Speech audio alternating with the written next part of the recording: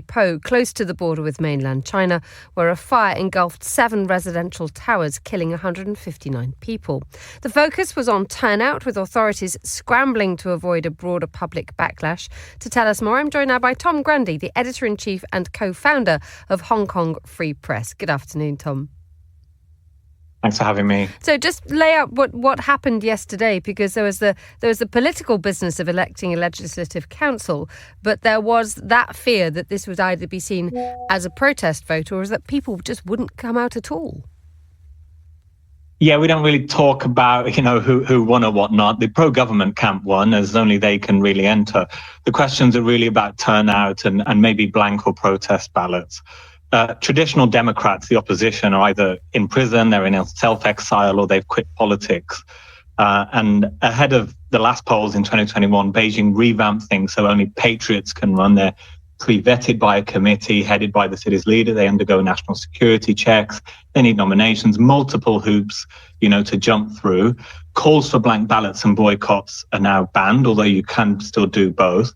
So not exactly a competitive race. There were some TV forums, but no proper disagreements. And as much as some of the lawmakers in the last cohort said they were kind of independent, everyone ultimately voted with the government, almost without exception. So results not too surprising, but it's that turnout that is of most concern.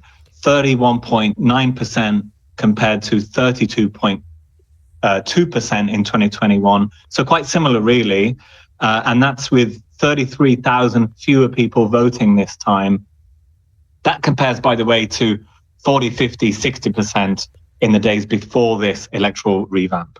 So explain to us a little bit just how strong there is a backlash or any sense of protest given what happened to these residential towers. There is none. It's national security for breakfast, lunch and dinner, top to bottom, bottom to top. The tentacles of this multi-billion-dollar Hong Kong dollar, project are in every department and in every part of society, every part of civil society, which some have observed, was arguably more absent during this crisis in Tai Po. There were several arrests over the weekend for enticing protest ballots, but the only way you're going to really identify any kind of dissent is that turnout figure, I guess. And boy, the authorities have been concerned about it. They have spent $164 million organizing these polls, and the city is plastered with promotions. Civil servants strongly urged to vote, private companies offering leave and other incentives to vote, free transport, museums and swimming pools over the weekend. And it feels like every government department had to promote the polls in some way. But at the end of the day, it barely moved the needle really by a couple of percent. And we're about to report on the fact that there have been a record number of blank ballots of about 3%-ish. So what does this now bode for the long-term future, given the lack of engagement, the very conscious lack of engagement by Hong Kong citizens with the authorities when it comes to voting? Well, there are elections in Iran, in China, in North Korea. They're important to some respects for credibility, and it's turnout that's been in the focus here. But you've also mentioned this deadly blaze in Tai Po, 159 dead, 30 odd still missing. That's a bit of a test now in the national security era. In the mainland, there is little tolerance really as the weeks pass after certain tragedies, earthquakes or disasters, for people, organizing and in their quest for justice.